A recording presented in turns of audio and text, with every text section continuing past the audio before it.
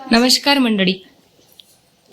आपल्या महाराष्ट्रामध्ये बाळाचं बारसं म्हटलं की आनंदाचा आणि उत्साहाचा सोहळा असतो. पण तुम्ही कधी विचार केलाय का की बाळाला पाळण्यात ठेवण्याआधी तिथे वरवंटा का ठेवला जातो? हा प्रश्न माझ्या डोक्यात आला होता, म्हणून मला असं वाटते की तुमच्या डोक्यात आलाच असेल.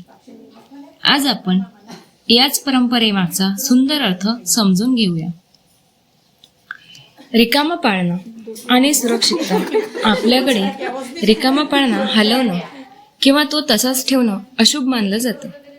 म्हणूनच बाळाला ठेवण्याआधी पाळणा भरलेला असावा या भावनेतून वरवंटा ठेवला जातो. हा एक सुरक्षिततेचा प्रतीक आहे, ज्यामुळे आधी पाळण्याची मजबूती तपासली जाते. खंबीरपणा आणि स्थिरता. वरवंटा हा दगडी, जड आणि स्थिर असतो. तो भूमितत्वाशी संबंधित आहे. आपल्या बाळाचं आयुष्य सुद्धा या वरवंटासारखं मजबूत राहावं, खंबीर आणि स्थिर असावं. त्याने जीवनातील संकटांना धैर्याने सामोरं जावं, हीच भावना यामागे असते. नकारात्मक ऊर्जेपासून रक्षण. अशी श्रद्धा आहे की वरवंटा सर्व नकारात्मक ऊर्जा स्वतःमध्ये शोषून घेतो.